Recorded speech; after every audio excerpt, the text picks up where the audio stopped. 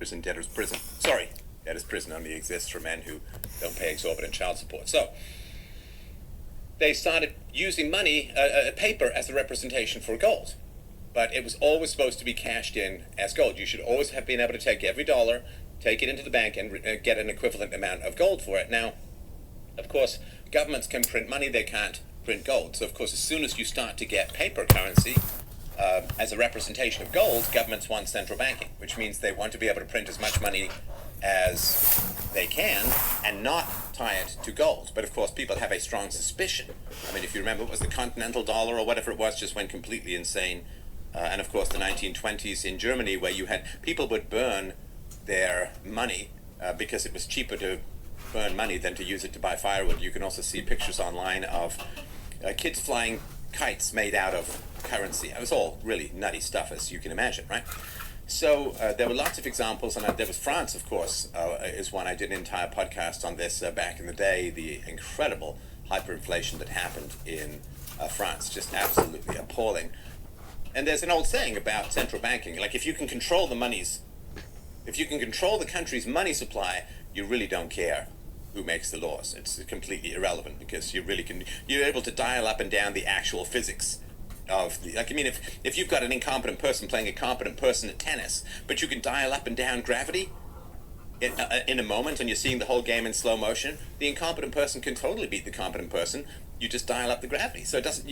Would you rather be able to dial up and down gravity in a game, or would you rather be really good at tennis? Well, it doesn't matter how good you are at tennis if people can change the physics.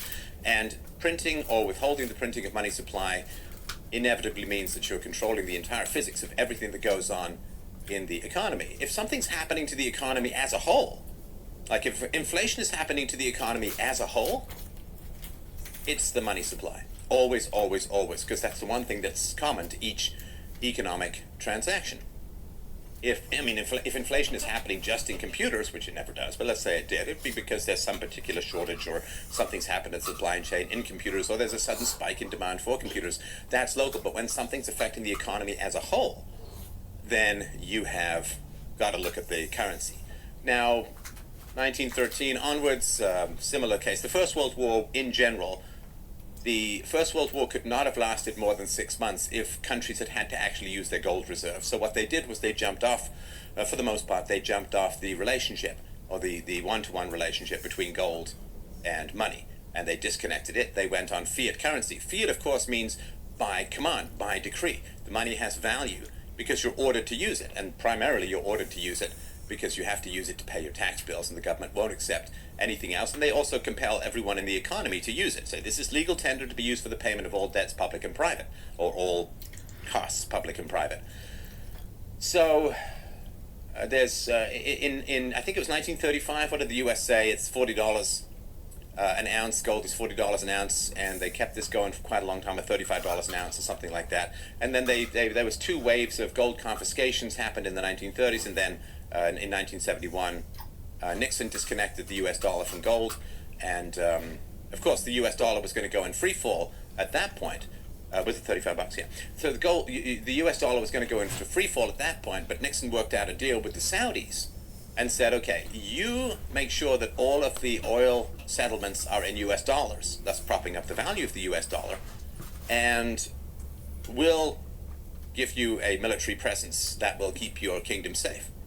And that has been going on. Of course, it's one of the things that pissed off bin Laden so much was the presence of U.S. troops in the Holy Land of Saudi Arabia and so on. So that's really how it's been going on. And of course, the rumors are, I don't know if they're true or not, but the rumors are that people like Saddam Hussein and Muammar Gaddafi, who were trying to bypass the U.S. dollar and create their own gold-backed or oil-backed or basket or commodity-backed currency, were kind of taken out, as you know, and not in that fun American graffiti kind of way. So it is just wild what is going on. Now, of course, the moment that you have control of the money supply, you want to print as much money as humanly possible within some limitations, right? So if you have an economy of $1 trillion and you print $100 million, you may be okay if the economy is growing, right? Because as the economy grows, you want the supply of money to grow so that there's somewhat constant set of values, right? So a candy bar is always 20 cents or whatever it is. But when you increase the money supply, let's say the economy is growing 10%, but you print $1.2 trillion, right? So you have an extra $100 million in the economy. Okay, well, that's going to mean that prices are going to go up 8 or 9% or whatever it is, right? So prices are going to go up if you print more money than the value that is in the economy.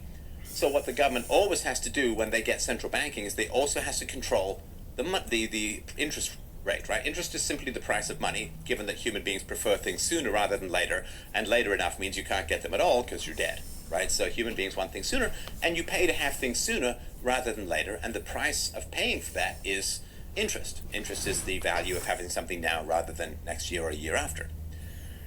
So governments don't like when interest rates are set by the free market, because what happens is the free market watches the money supply, and as soon as the money supply increases, they increase inflation to take into account, right? Because if inflation is running at 10% and you're getting 5% return on loans, then you're losing 5%, right? So you always have to bake that into all of your loans.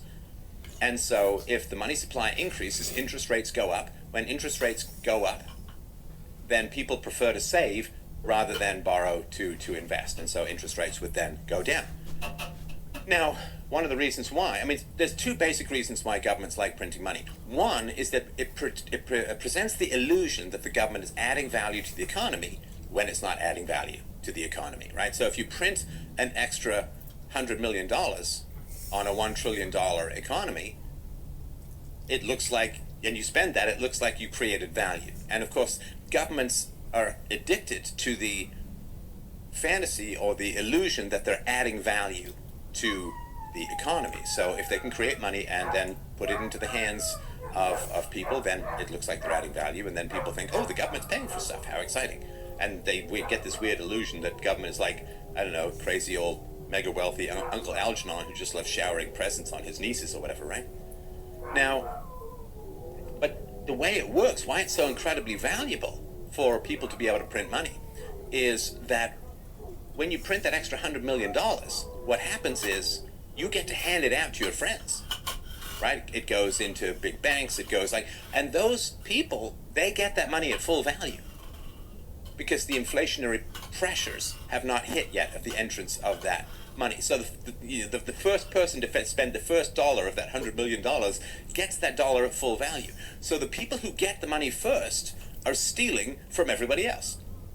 And then the people who get that money last, right, which is usually the poor, the people at the real bottom of the barrel or long end of the stick, or, end of the wag of the tail of the dog of the economy, the people who get that money last get massive inflation. So that's one of the reasons why. If you print a bunch of money, you hand it to your friends, they can spend it at full value. Boom, full value.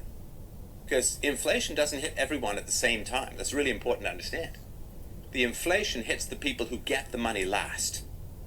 They're the ones who and it's the poorest, right? This is why anybody who's a socialist or a communist or who claims to care about the poor, that is not virulently opposed to central banking, doesn't care about the poor, doesn't care about any of this stuff. All they want to do is gain power, right? It's a huge amount of power to be able to create money, hand it to friends, and have them spend it at full value, and get the poor, those on fixed incomes, the old, the decrepit, the handicapped, the people on disability, all those people really take it in the shorts when it comes to inflation. So, sorry, but that's a real quick thing about all of this, right? So, what's going on? Let's sort of jump forward here. And just before I start this, right? It is a really tragic thing in public policy these days that no one ever asks what's the downside, right?